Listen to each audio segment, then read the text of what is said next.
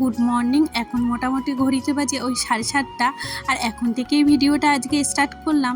Please সবাই পাশে থেকো আর পুরো ভিডিওটা একটু দেখতে থাকো। আর সকালবেলা মোটামুটি সমস্ত বাসি কাজ কমপ্লিট। আর ওই শাড়িটা না লম্বাভাবে মেলে দিলাম, কেন বলো তো? আমি নতুন ছাপার শাড়ি হলে না লম্বাভাবে মেলে দিই, তাহলে কি হয় যেন ভাঁজটা সুন্দর হয় আর কোথাও কুচকিয়েও যায় না। আর তারপরে চাটা খেয়ে কিছু বাসন ছিল সেইগুলোই মেজে ফেলছি এখন। তবে হ্যাঁ, আমি কিন্তু ঘরে বসে খুব একটা বাসন মাজতে আর কি অভ্যস্ত নয়। কেন বলো তো? আমার না ঘরে কেন জানি না বাসন মেজে পোষায় না। আর আনিশার শরীরটা আজকে একটু খারাপ, তাই ঘুমাচ্ছে আর কি।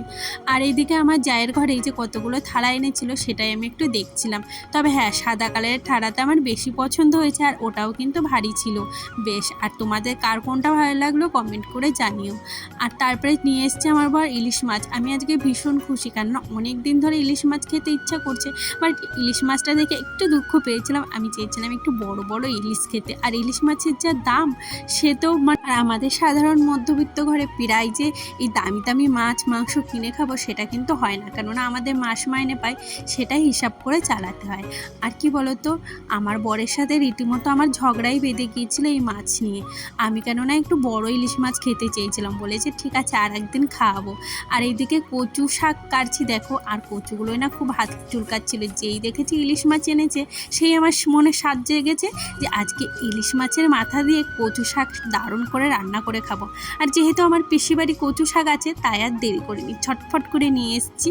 আর জানো তো, এই যে ইলিশ মাছ একবারে ভেজে না পাশেই সিদ্ধ চাপিয়ে দিয়েছি, একবারে ওই চাপিয়ে দিয়েছি সোমবড়া। খালি মাথা দিয়ে আজকে সোমবড়া দিয়েছিলাম শুকনো লঙ্কা দিয়ে। তবে হ্যাঁ, দারুণ হয়েছিল জানো তো খেতে। এমনিতেই আমি কচু শাক ভীষণ ভালো খাই, তবে একটু কাটতে আর ওই বাছতে কষ্ট। যে কথাই আছে, একটু কষ্ট না করলে দেখবে খেতে বেশি একটা টেস্ট হয় না। তবে হ্যাঁ, কষ্টটা করে যখন খেতে বসি না বেশ তৃপ্তি করে খাই জানো তো।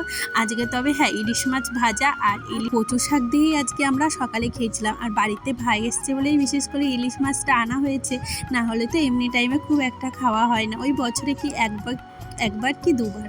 যাই হোক, এইদিকে দেখো সর্ষে ইলিশ চাপিয়েছিলাম, এর ভিতরে একটু পোস্ত দিয়েছিলাম আর যেন কালো জিরে ফোড়ন দিয়েছিলাম।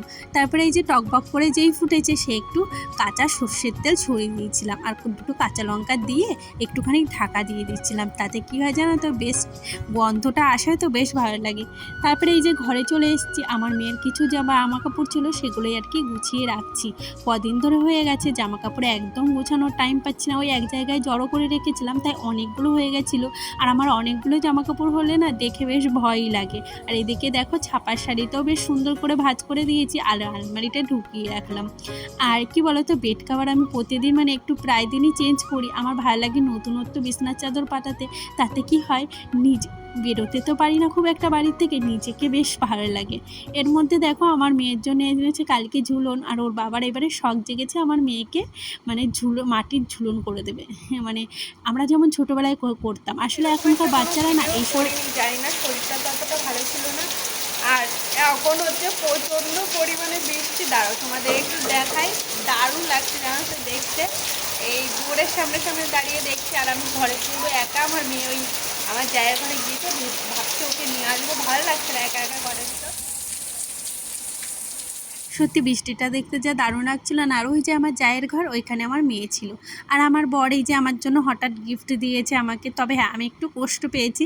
এবারে না লক্ষ্মীর ভাণ্ডারের টাকাটা আমাকে দেয়নি, বলছে এই নাও এই শাড়িটা তোমাকে গিফট করলাম। আমি জানি এই শাড়িটাও লক্ষ্মী ভাণ্ডারের টাকার থেকে অনেকটা কম দাম।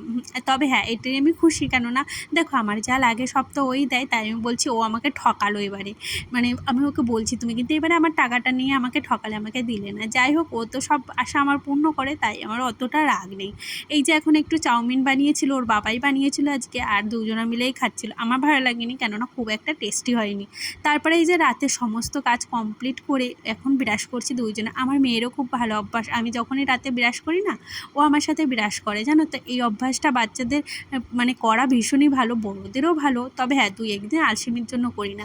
আর এই ফেস ওয়াশটা মাখছি দেখো, এটা কিন্তু প্রতিদিন মাখি না, আমার খুব আলসেমি জানো তো। এই স্কিন কেয়ার করতে না আমি খুব একটা পছন্দ করি না, তবে মাঝে সাঝে ওই কি মনে হয় হ্যাঁ করবো, ওই করবো বলেই করে রাখি, আর করা হয় না। তো আজকের ভিডিওটা আমি এখানেই শেষ করলাম। ভালো লাগলে প্লিজ সবাই একটু লাইক কমেন্ট করে যেও।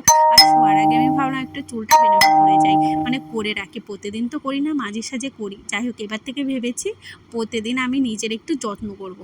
তো দেখা হচ্ছে আবার একটা নতুন ভিডিওতে। আর যদি ভালো লেগে থাকে ভিডিওটা, প্লিজ একটু লাইক, কমেন্ট, শেয়ার করে পাশে থেকো।